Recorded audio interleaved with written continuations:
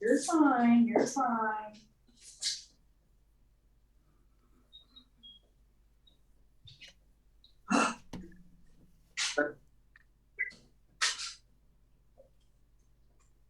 Woo.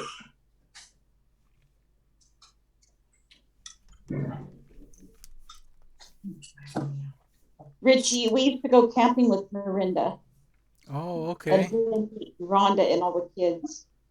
And the kids, what a long time ago, huh? How many grandkids do you have, Miranda? 7. That's how many I have is 7. 7? Wow, yeah. Richie has 4 and Toby has 3. 7 on. Huh? I have 7 on. Okay. Miranda, who are your children? Jimmy and Shakira. Shakira. I remember Shakira. Yeah. Yeah. My oldest grandchild is 28 and the youngest is 11. And that's the last one. Mine are 48 and 47. That's crazy. You're what? Your grandkids? No, me and Toby. Oh, the kids. Yeah. My grandkids are 2016. Yeah. But we've been in Oklahoma 29 years now. Yeah, it's crazy. Where do you live? Yeah, Jimmy and Shakira are 45 and 46. Wow. Can you believe Maybe it? if someone will get on, just leave it. Are you still in Stockton?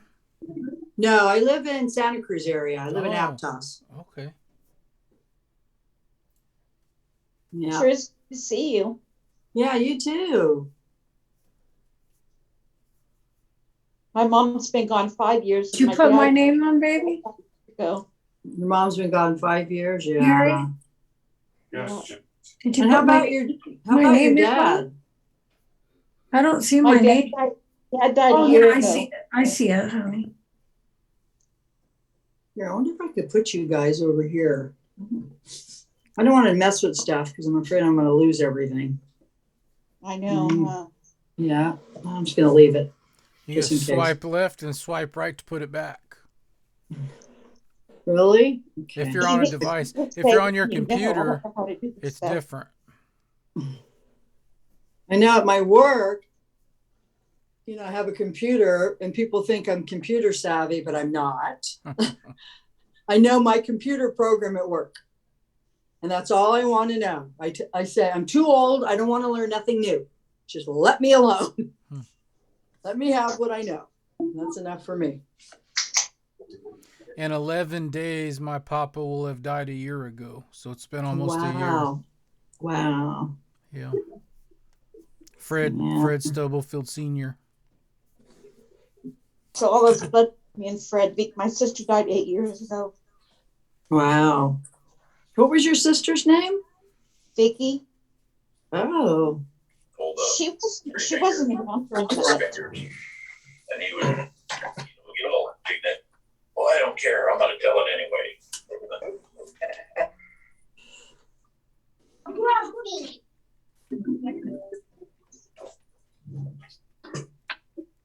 Thank you was something you said, Jack. I think so. You started holding up fingers and leaving that, Jack. I'm not sure.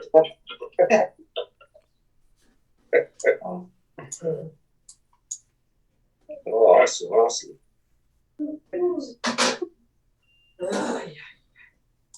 There he is. Hey, Chris. Yeah, good, everybody. Try Bob again. Hello, Bob. Hello. Yeah, Bob's back. Hi, Bruce. How's everybody? And we got Philip here. Philip. Hello. Hello, Bruce Manship. Jack, I have a Windows head, Just I don't know. So I just got it. Well, friends, it's and we've got that time, 2 o'clock. Again, thank you very much for buying up some time being here this afternoon so we can have this. I heard you, Bill, but I don't see you. Upcoming project there in Foxville. The little apartment there. And where the full-time servants are there, our circuit overseer. So we can do a little fixing up there for them. So we're going to get started as always with a prayer for our meeting. Are you on now, Bill? You able to offer a prayer for us this morning? This afternoon? Thank you. Yes, I am. God, we humbly come before you, Father, to thank you for allowing us to get together and plan our activity and plan our project, as we know that the only way that we'll be able to accomplish it in a good manner and a safe manner is having you watch over us, directing us, following your principles and guidelines. We ask for your spirit to be upon us as we continue in the system of things. Thank you for all.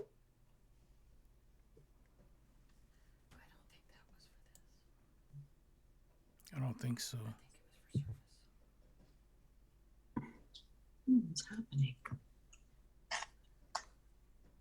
Oh.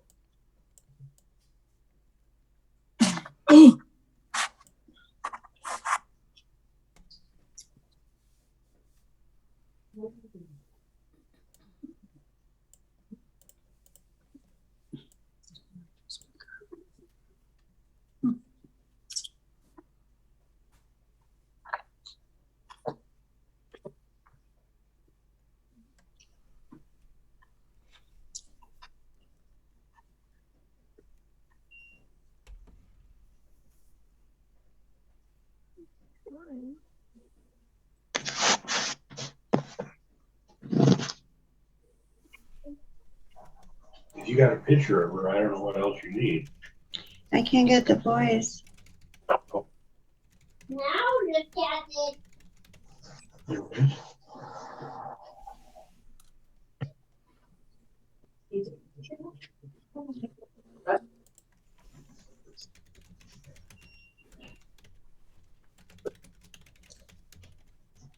What did I?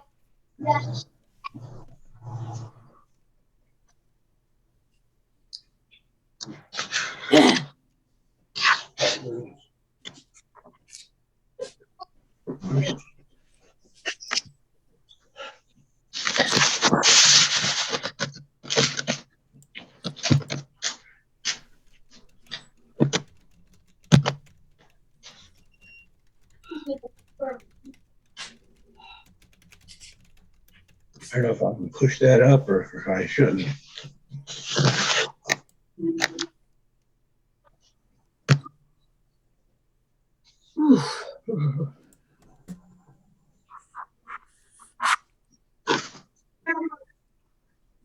Just leave it at that. It's not 2 o'clock yet. What Yeah, can it you do is about 2 sound? o'clock. Well, I put the sound up all the way. Okay.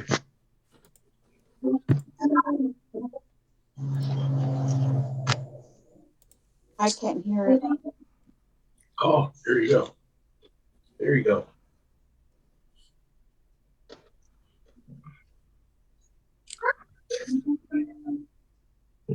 I have no clue how this shit works. No clue how this shit works. My bad. My volume's on. Got Oh, it. that's good. Can't see anything, by the way. Like, what's going on? That's Todd. Thing.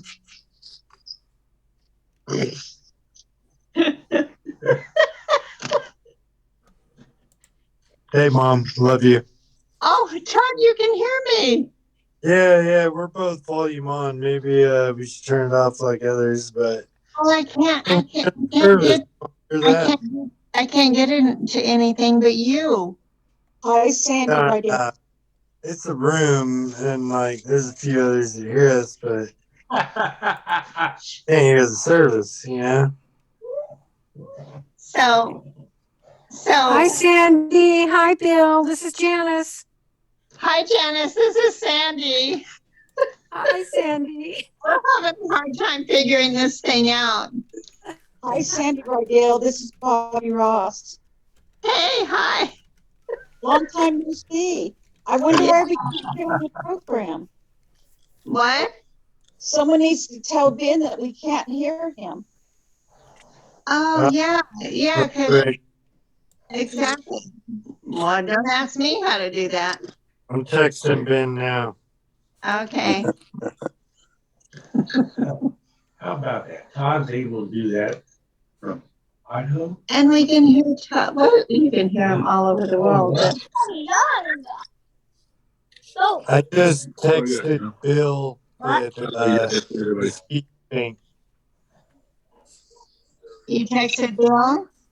Yeah, just text Bill his feet stink real quick, and then I'll get around to texting Ben. Okay. Okay. I'm kidding. Yeah. There you go. Figures the Rydell's will be making all the noise. Bill. Yeah. Oh, All right.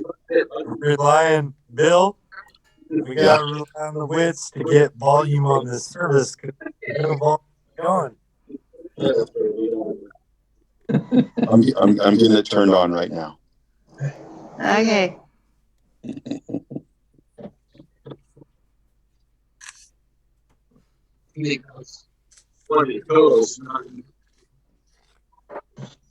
Cash, we can't hear it.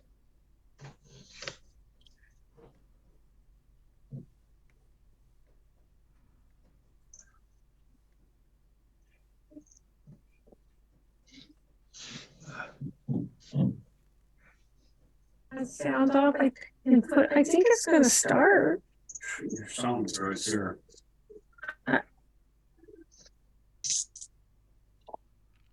I remember her. Right, that's that to make it work. Janice. I can recommend this strip club had a good sound guy And I remember that Bill could Witt, probably figure this out. Sandy But it's Rydell. been like 20-something years. So let's see if he'll, I don't know. Cash, we can't hear it. Yeah. I don't know who that is. You? I don't know.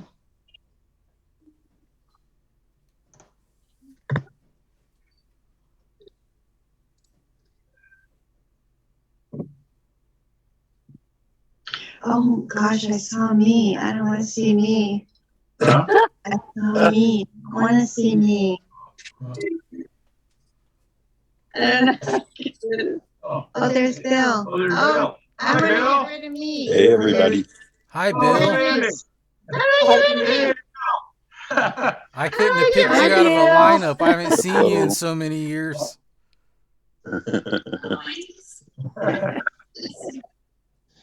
You see, we're in the front room. Is Brenda next to you, Bill? I'm coming over. Okay.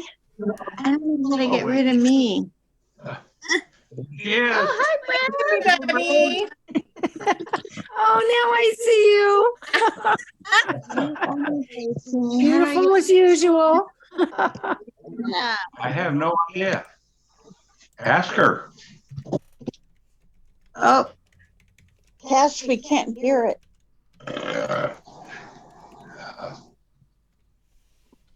We're not getting to watch that. Has it started? I don't know. The last time we saw a picture of the stage, no one was on there talking. So I think they're still Bill, working. can you text Cash and tell him on? Huh? That's us. I don't want there. This is late. Huh? It's Sharon. How long will it with me? Text you when it starts. Something's wrong. I also texted Jake because he's there, and I just said everybody's confused on mine. And Jake will be somebody that'll interrupt everybody.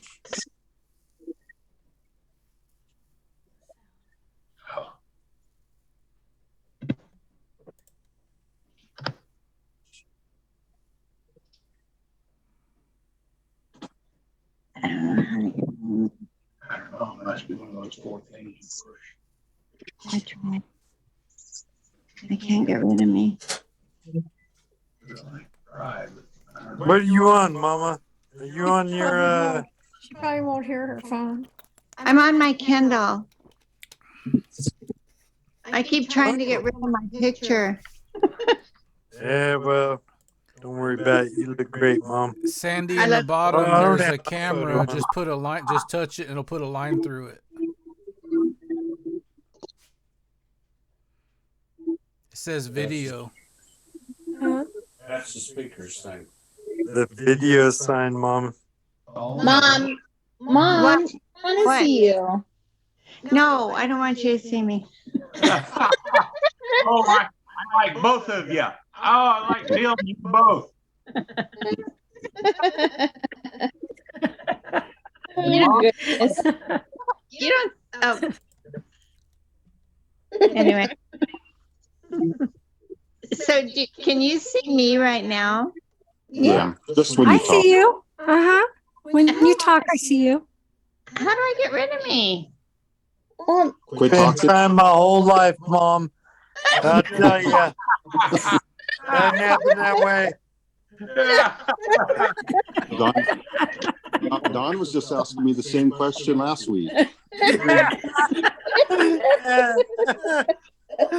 That's funny. Shit.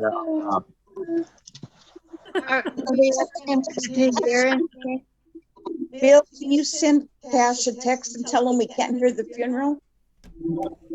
It doesn't look like anyone's talking. The stage is empty. Jake just sent me a video of Angie walking in, and I said everyone's waiting. Is it going? And he put yeah. Oh, really? Yeah. So let me just Do we need text. to stop talking? Tell him to start it over. No. You're supposed to give the talk. All right. I just put services going. We all can't see or hear.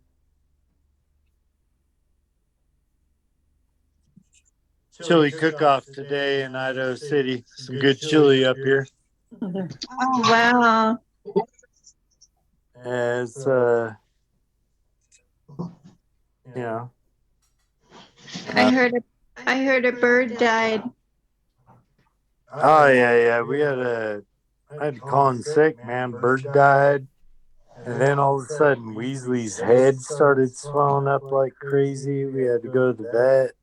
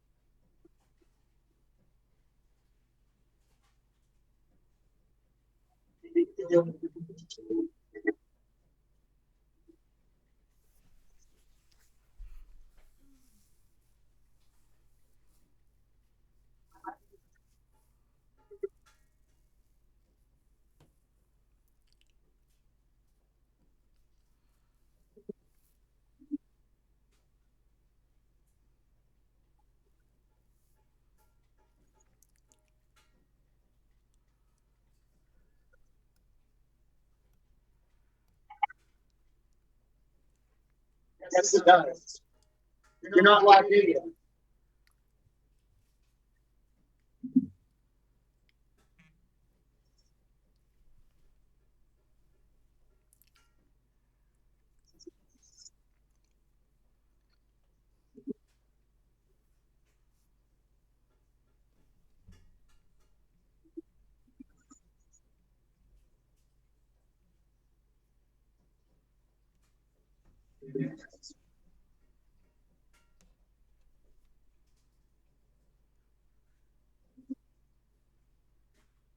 Oh, there's Daniel. Daniel. Hi. Say something, Todd.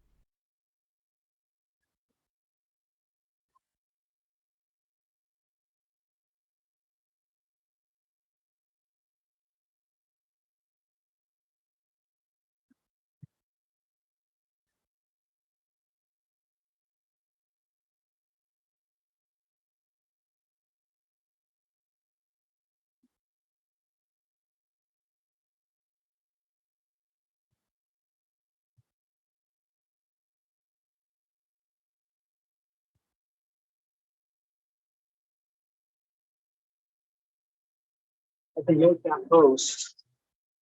I'm gonna make you host. Okay.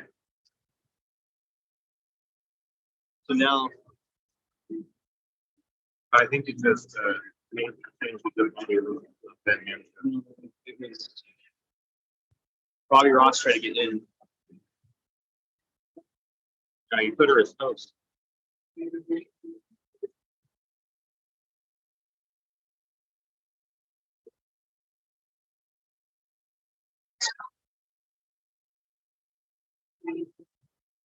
I know. Do you know how to call Bobby Ross and tell her to make me host?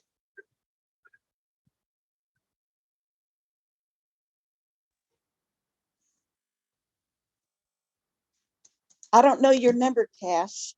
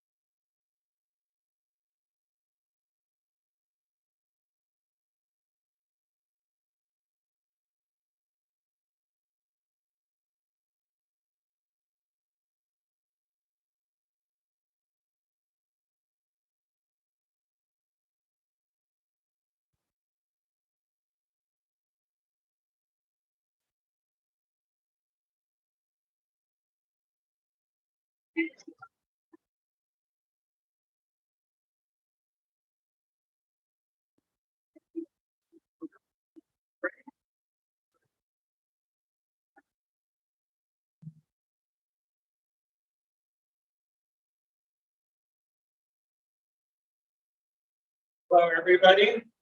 Hi. Have your attention, please.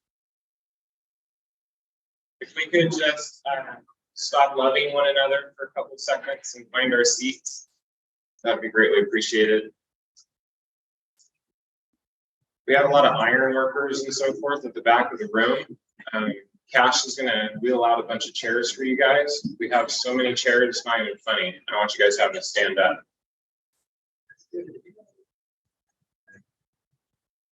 Daniel? Hey, Dan, will you mind grabbing those chairs?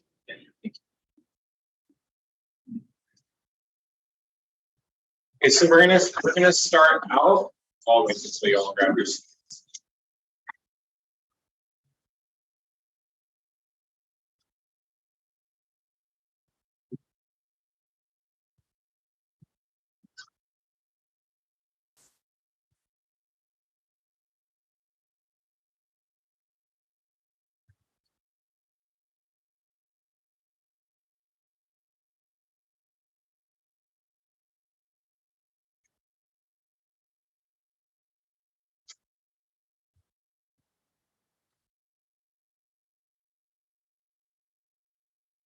I got Todd Rydell texting me on my phone right now.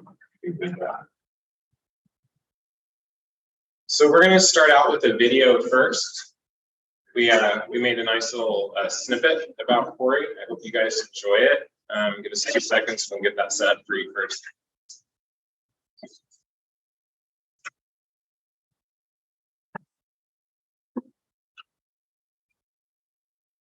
I think actually I'll wait until they're seated.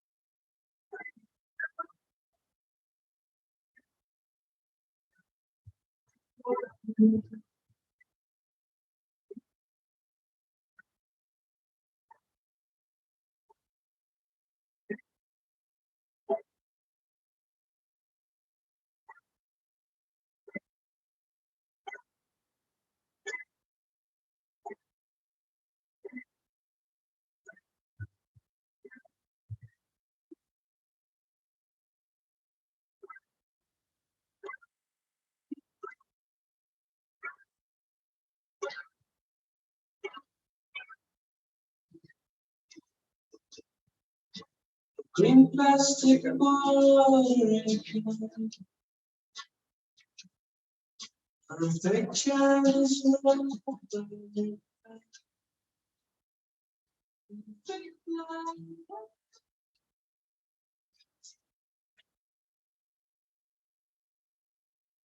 Well, what do you guys think of the video?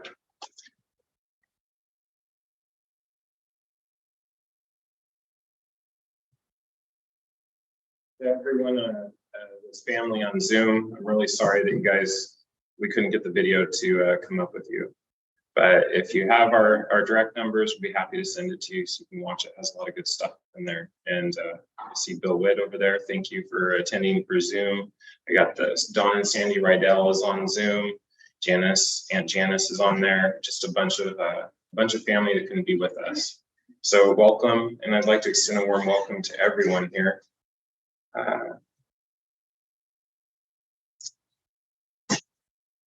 It's kind of weird giving your cousins memorial talk, celebration of life talk, whatever it is.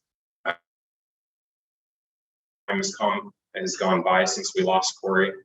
I tried giving this talk a week or two after, couldn't get through it. We talked about Cash backing us up because I'm a big emotional baby, and I have a hard time sometimes, but I think that everything's going to be just fine. So it's my privilege and honor to be trusted to deliver this celebration of life talk. It's going to be very informal. We're just going to talk about Corey's life. We're not going to get into too much of what happens after we die and what our hope for the future is. But if you do want to learn more about that, please see Cash Pile after the memorial service is over. One thing Corey's family said that we wanted to do is just really focus on Corey. So that's what we're going to do. For those of you who don't know me, I'm Corey's little cousin. And Corey and I have a lot of brothers and aunts and uncles and people we call sisters. You never know which one of us is our real brother or our real sister. You know, so I'm Manship. I'm one of his blood cousins. We have my brother Jared over there, another blood cousin. But the cool thing about Corey was he just had a magnetic, didn't he? Didn't he have like a magnetic way about him? It was funny when I'm talking to the people since we lost him. We all kind of think that we knew Corey best. You know, I was talking about the music for this talk with my cousin Angie, and she was like, "Oh yeah, Jared said that me, or Corey said me and Jared always know the best." And I thought, well, we all think that we knew Corey the best. But that's a testament to his character, of what type of person he is. If you have a bunch of family that's fighting over in their own minds who knew Corey the best, then I think you succeeded in developing good relationships, right? So there's a long list of Corey's good qualities. That's what we're going to focus on. Starting off with Corey loved food. You know, when Corey came to town, we went to Nana's. The Wrights always went to Roya's, but we went to Nana's. Angie put a cheeseburger on Corey before he was cremated. She said he was always hungry, you know? She's like, you'd be hungry. So this is going to be a short talk, and then we're going to eat. So Corey loved his family.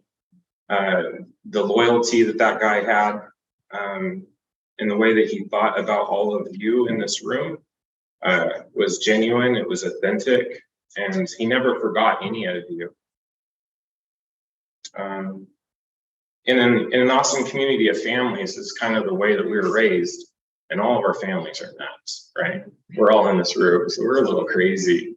But Corey would talk about it all the time. He's like, hey, we really had a great community growing up.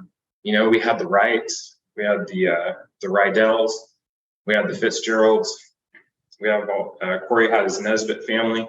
Growing up as a little kid, I'd see Shelly walking in and dropping off her kid for Aunt Rhonda to watch. And I'm like, who's that cute girl there? We didn't see too much when we were little, but he had a lot of family, a lot of friends that he felt and viewed were family. And I guess what I really want to just get across, because now I'm rambling, is that even if Corey hasn't seen you or talked to you in quite some time, it never diminished his love that he had for you.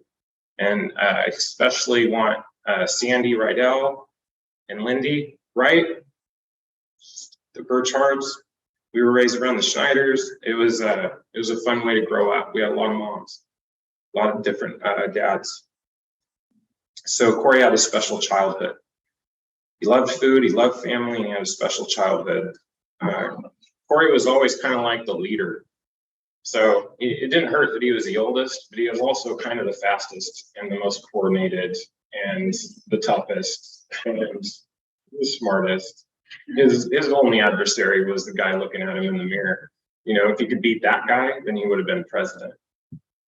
But Corey had a special childhood, and he was a special dude. Corey also had a special sister. So when I think about Corey's life, and again, this is kind of from my paradigm, right? And I was the youngest, so my viewpoint might be a little bit different. And but Corey had a special sister. So Corey and Angela, they were best friends, and we all kind of bonded. You know, when you go through adversity, it concretes your relationship, or it can. There's something called, Corey would talk about, because we're always dissecting everything, post-traumatic stress versus post-traumatic growth. You know, if something bad happens to you, you can grow from that. And Corey wouldn't have been the man that he was if he didn't have that adversity to overcome and to beat. Corey was a stud. You know, like he was also like the best looking out of all of us. He was really irritated. We all went to the same Commodore Skills School, most of us in our family, right? And I'm 6 years younger than Corey. And I remember being in the 5th or 6th grade. I remember it was around there. And Angie's sister was graduating from 8th grade.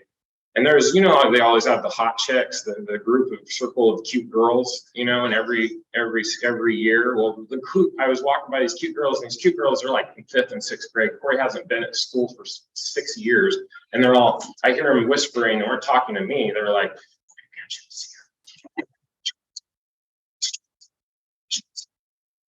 you know, I was like, dude, what is that? So it imprinted on me that my cousin Corey was a stud. You know, what the heck? There was a girl that like we're all in love with. Kathy Schneider was the hot chick of our and Corey got to hands Kathy Schneider. So again, from Ben's paradigm, Corey was a stud. Corey is also extremely smart. So like going into adult Corey, professionally, he just advanced everywhere he worked.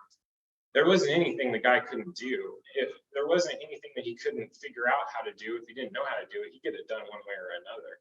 I've seen him taking one of your guys' tools, one of those saws that you cut rebar with, and he had bought a house and he was trying to sell it, and he's trying to get this screen door off it, and he's out there in his socks and his shorts with this giant tool, and he's like, and there's sparks flying all over the place, and he just killed the door. He's dead. But as far as advancing everywhere that he went, he was a building superintendent. He's a journeyman drywaller. He built bridges and roads. And Corey was strong. You know, I asked the rebar guys, because I'm really glad that they came. Well, can I thank them for coming?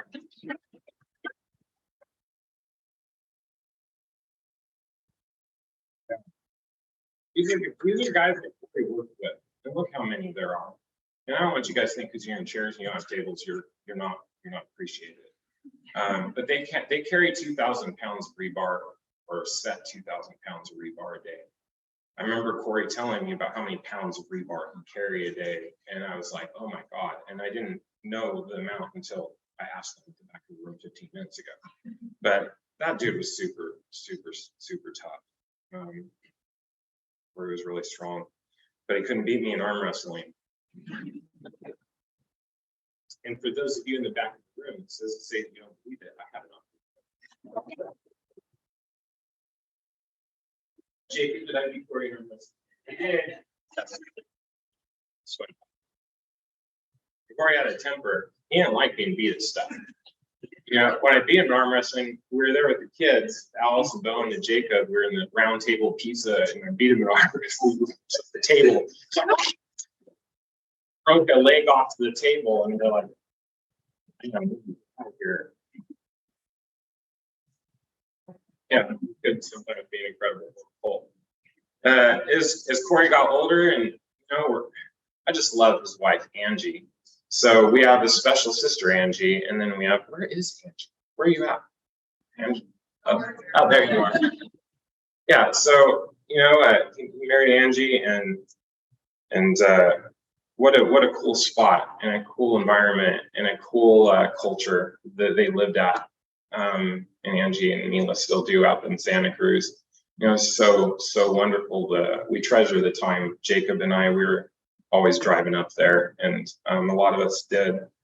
But Corey, as an adult, the main thing, in my opinion, and I could be wrong, that Corey valued was his daughter, Mila. His whole life was around Mila. And I wrote this talk like 4 times. I'm never going to be happy with it. But Mila, that was Corey's cheese. He loved his wife, but that little girl was, she was everything to Corey.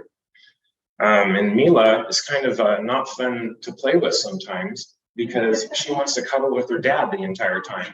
Like we had him over like 4 months ago now, but this last time Corey came over, he's sitting on the couch and Alice my daughter wants to play with Mila, and Mila's like cuddle on the couch with Corey, and she's totally content not to do anything else at all. And never have I seen a little girl like to defend her daddy more either. I would get in a conversation with Corey, I'd be like, dude, you need to teach your daughter to be more hospitable. He's spending the night over there, and I'll never forget, there's like 1 cup of coffee, but a big cup of coffee left. And Mila pours the cup, she's like 8 and she's pouring her dad a cup of coffee. And I'm like walking in the kitchen, I'm like, hey, can I have some coffee? And she's like, no, this is for my dad. There's not enough.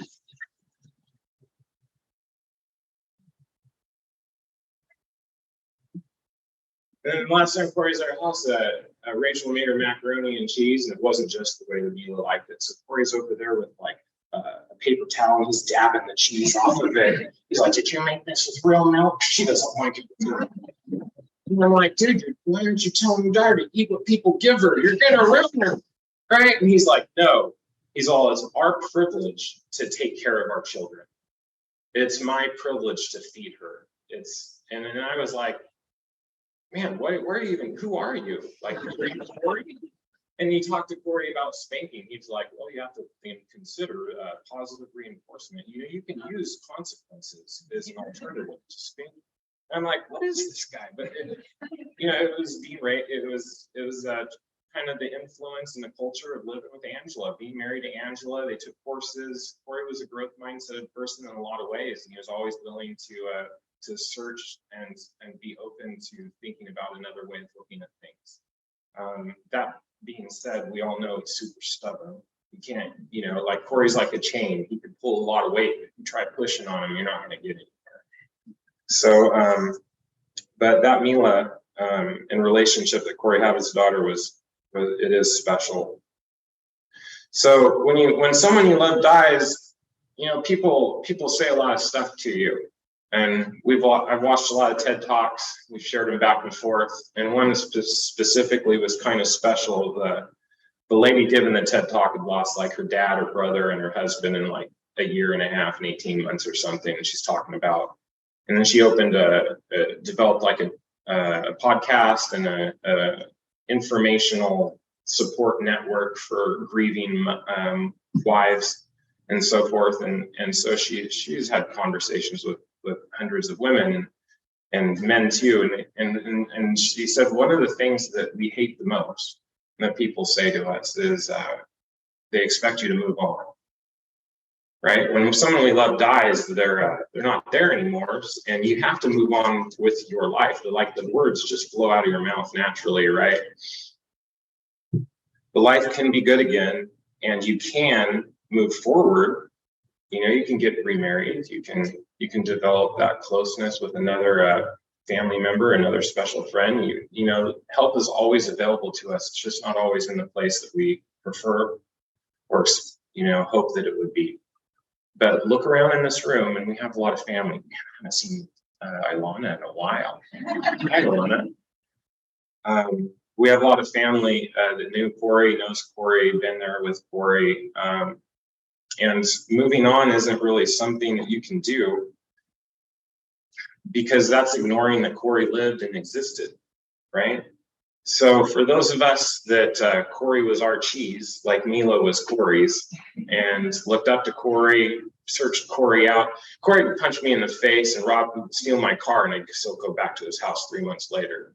Be like sorry, here's your car back. You know, there's nothing he couldn't do. So, like for me and for some of us, it's not possible for us to move on, but it is possible for us to move forward. So I wouldn't be the person I am today if Corey had never existed. You know, Corey, for me, I would recommend that everyone kind of sit down and write down all of Corey's good qualities that he had, and then put a star next to all those qualities that you also have. And you'll understand how the chain of effect affects us. You know, I wouldn't, so when we can't move on, we can't move on without him, right? But we can move forward with him. And the type of person that we are and the type of person that he was, that moves forward with us. And when you're grieving, sometimes you're going to grieve for the rest of your life, and that's okay. So it's okay for us to grieve. It's okay for us to never get over something so beautiful. You ever eat a really good burrito? You always remember.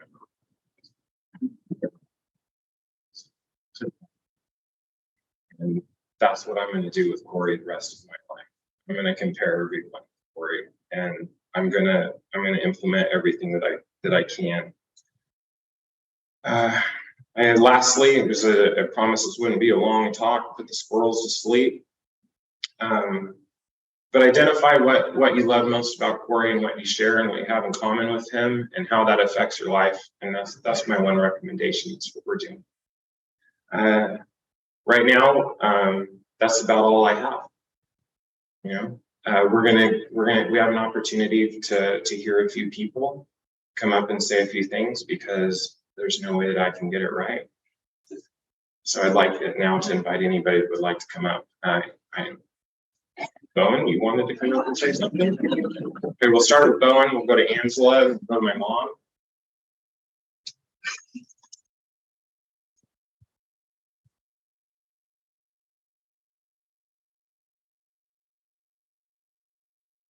Corey was a good man. Of course, you already know that. And I cared about him deeply. Hearing about this loss put a hole in my soul. Really did. And we can't move on without him. We can only move forward. But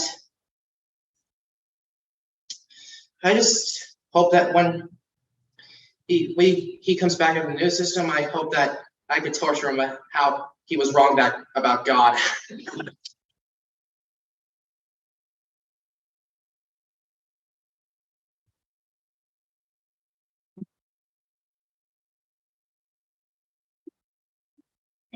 That's my boy.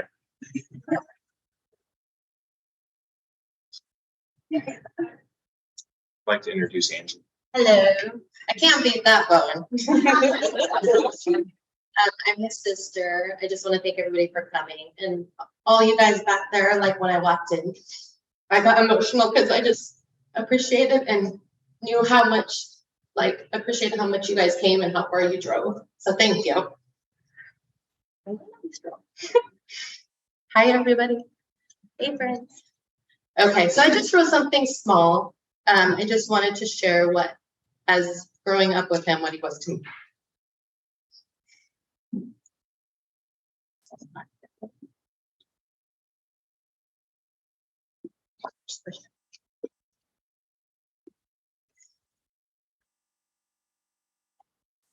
The night that I heard the news, my mind instantly hit rewind. Images of me and my brother together. Growing up as siblings that truly loved one another.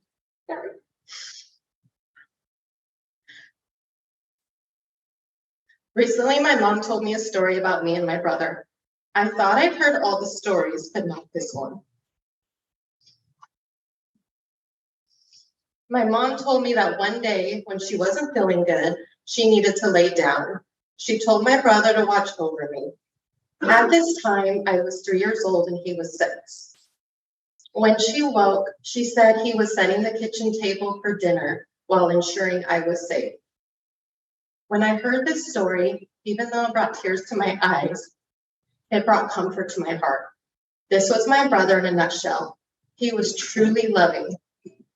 I was so blessed to have an older brother always watching over me. As time went on, growing up together, our relationship grew into a strong friendship.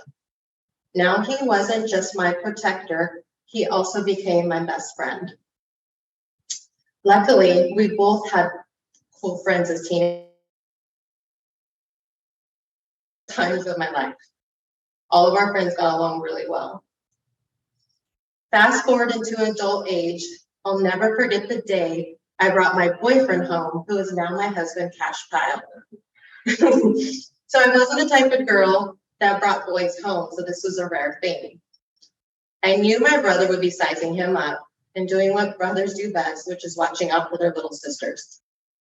That night, it just so happened that Ben ended up being there too. Oh Lord, I was so scared for poor Cash. Luckily, to my surprise, both Ben and my brother really liked him. My brother told me when Cash left that night, "Dang it, Angela, I can't find anything wrong with this guy." Which completely cracked me up because I knew he was looking for something wrong as my protector. Overall, I am happy that I have such good memories with my brother and the kind of person he was. What brings me peace now? Knowing that my brother is resting and not in pain. The Bible talks about a future when death will be gone. Revelation 21:4 speaks out how he will wipe out every tear from their eyes and death will be no more. I have mentally visualized hugging my brother on earth when he is resurrected. This is a time I am truly looking forward to. So thank you, everybody.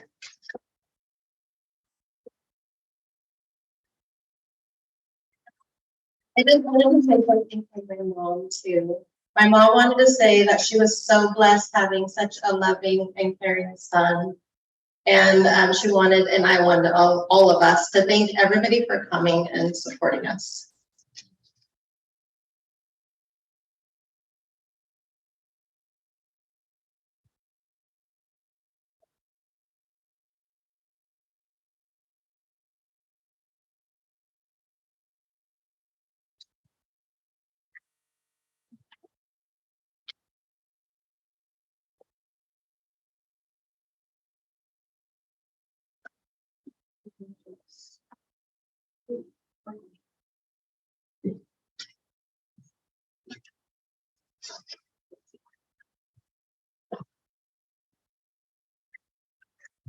Hurt my knee. I'm Corey's aunt. So I'm Benjamin and Jared and Chrissy's mom. And I can't say a whole lot, but there was a text I got from Corey on the phone a couple of years ago. And darn it, I never took him up on this offer, but I want to share it with you because there are so many facets of different people. And this is one facet of Corey's love and generosity that I wanted to share. And this is addressed to his moms, his other moms, besides his number one mom, Rhonda. It was addressed to Lindy and I, but I know that he considered Sandy his other mom also. But Sandy wasn't as adamant about loving the beach as Lindy and I were. And so he said this to Lindy and I, and now I can't see it. It says, I would love all my moms to take a vacation at the beach. And it says, I will disappear and my house will be all yours at any time. I thought that was so sweet. That's the best. And I just have to share it with you.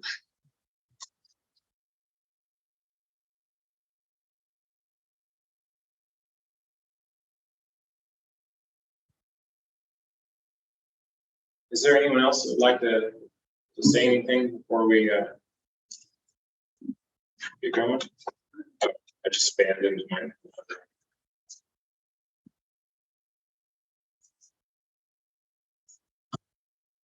Jacob? Corey used to go up to Corey's once a month. He used to call me, hey, come up, let's hang out. I said, all right. So we go up and we just have fun. We did crazy stuff. He would just say, hey, let's rent wetsuits and go try to surf. I don't know how to surf, but and he did, but we spent like 3 hours in the water just trying to sit on the surfboards. And so, but we have great conversations, just awesome conversations with Corey. And he would just make me laugh. I mean, people, you know, they say you can't judge a book by its cover. People will look at it and be like, oh, this guy can kill me, you know, because he had that face. And it's funny that Corey would tell you, hey, I want to tell you a song. It's like, oh, all right, what is it? You're thinking Pantera, Slayer, or something. It's like Dave Matthews. It's like the softest, beautiful songs he would show me. And I would get hooked. I'd be like, oh, it's fun. It's my song too. But yeah, he helped me out. He helped me out. I was in Stockton and I was just lost and just doing odd jobs. And he's like, hey, they're hiring up here in the Bay Area for an electrician. Oh, okay. He goes, yeah, come meet with the boss. I went up there 3 times to find the boss met with me. And then it was really hard work because I got to do deck work with the iron workers. I was up there with the electricians. So bending over all day, cheering, and watching these guys, man. Lump steel, whew, forget that. But I have a respect for you guys. That's hard work, man. But yeah, Corey was just, man, the last time I got to see Corey, we rented a hotel over here in Ripon, and we got our drinks, and we sat in the, they have a hot tub outside, so we could sit in the hot tub, and I just had a great conversation. It just talking with them over stupid stuff, but it was just great conversation, and I miss them, and I'll be happy to see them in the system.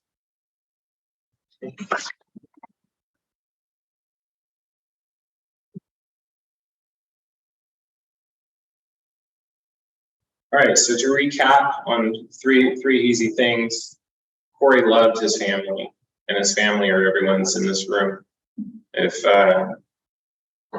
number 2, Corey was a super giant protector, and Cash is like the second guy that Angela we ever knew even went out with. And the first one, when Corey found out, chasing around his car with a baseball bat. The guy's like, no, Corey, don't you want to do that? Corey, calm down. He's like chasing around the car with a baseball bat. He's chasing after our Steve cousin. And Corey was the type of guy that would stand in an ocean and be like staring at the waves. He'd make all these guttural noises. He'd be like, they'd like go to these concerts. Remember the grumbling, the groaning, like monks kind of. They're not monks, but he's like, yeah, check this out. So he sends me a song, and the guys are like, and he's like standing in the ocean, he's like, hoonga, hoonga. You know, he looks like we've seen him throw an axe and stick it in somebody's car. And then in the afternoon or the evening, he'd be like, I'm going to go to my daughter's dance shop. People watching it. Dance society. So, such a unique person. Corey is a lighthouse. And I don't think that light's going to stop. Now, back to the first point, Corey loved food, and we love food too. And that's what we're about to do after we hear from you.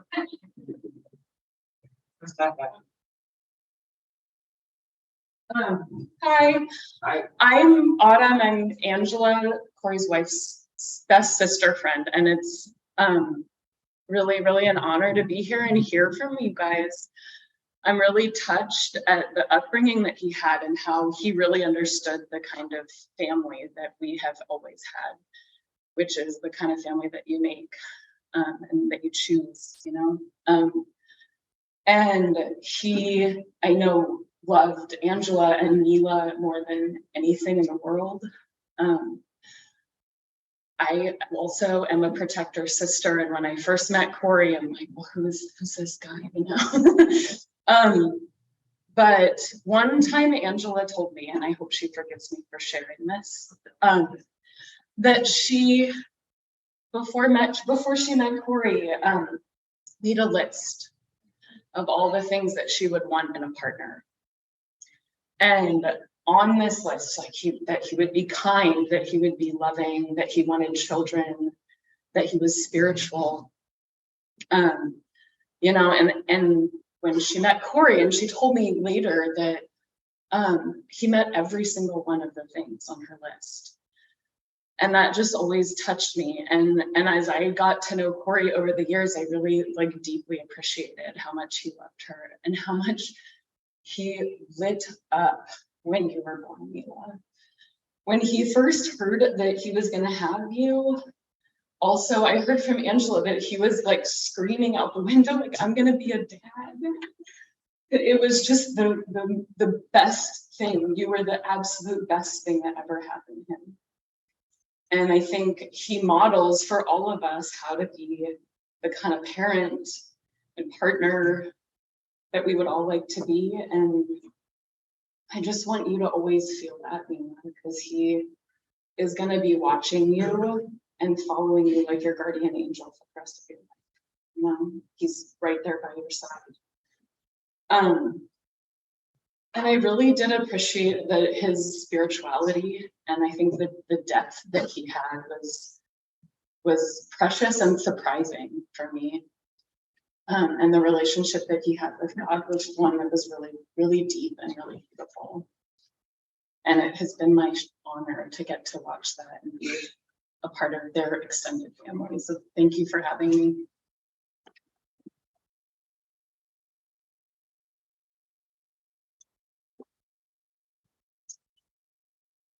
Bring actually light on.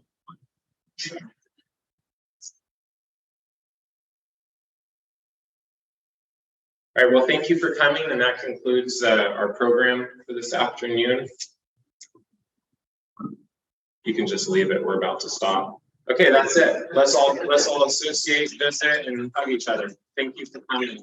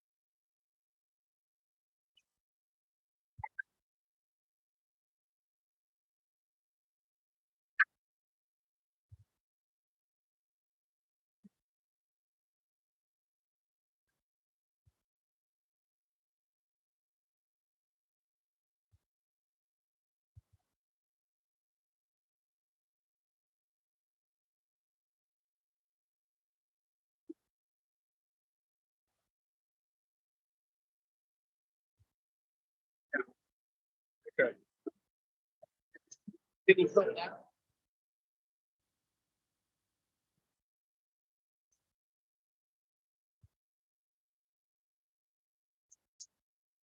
Very neat.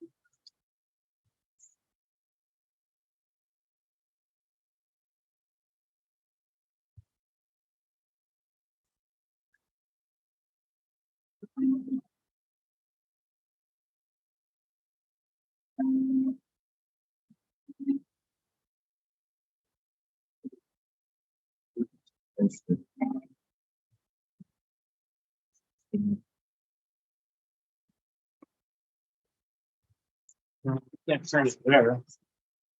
I can probably turn it on this. Yeah. Trying to.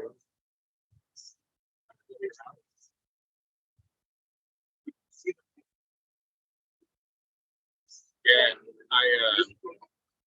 yeah. Well, we have an iPad over there. We can share the screen to it. Huh? Can we flip the camera? Sorry, what? Flip the camera and sit on this table.